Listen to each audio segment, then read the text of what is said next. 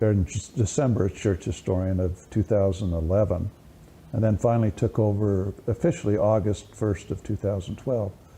But during that 6 months I was with Marlon, we were stirring about that, and I think really under his leadership, it was presented to the Quorum of the 12 and to the First Presidency, and 12 specific questions were identified. And in May of 2012,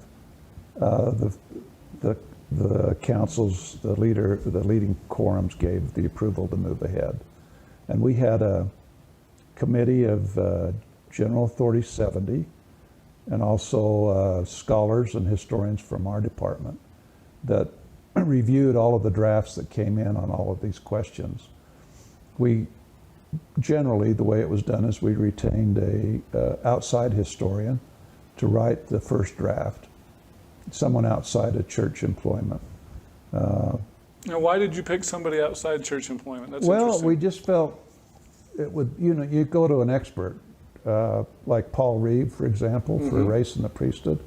Well, the church history department invited me to write an extended essay. It ended up being about 55 pages long, with footnotes and everything like I would produce as an academic essay.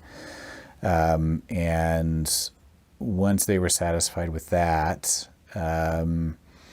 it was sent up the line, several layers of kind of an approval process, and then the church history department actually boiled down that longer essay to what got posted online. So I had no say over what got posted online, what eventually appeared as Race in the Priesthood, but it was a condensed version of the longer piece that I produced for them. Woven into the story, the history, will be some of the issues that sometimes rise associated with church history and our doctrine. We've tried to cover those with some essays, which are linked to LDS.org under Gospel Topics. The brethren 2 years ago gave us 12 questions to answer.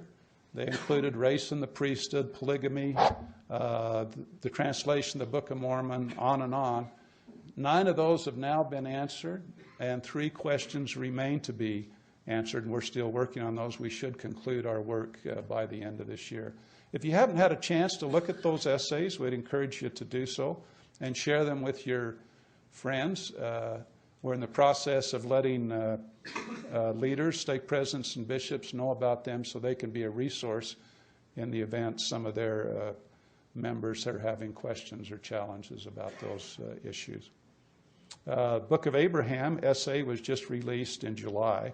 That's the most recent of the 9 essays that have been published online.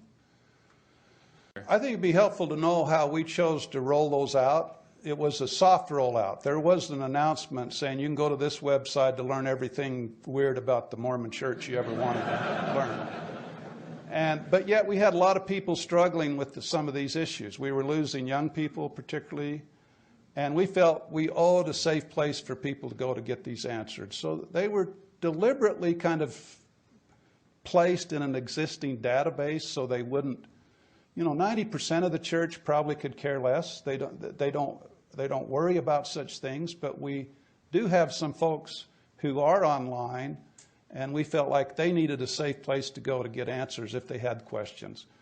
So I don't think you're going to see a well-publicized campaign to tell you to go to these sites, but we just, the people that are interested seem to kind of pass the word amongst themselves.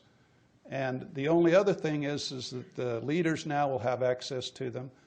And I think probably the greatest long-term benefit will be these are answers that have been vetted by reviewed by the Quorum of the 12 and First Presidency, and they've signed off on these answers. And now curriculum and seminaries and institute can safely weave these essays into future curriculum to, in a sense, inoculate is a word I used quite a bit for the rising generation, so they can learn a little bit about these things without being totally shocked when they hear them for the first time. Does that make sense? Yeah, okay. So don't expect a big campaign. I think there's been a lot of interest within maybe a small percentage of church members, but my view is most of the church really is not troubled. Members are not troubled by these.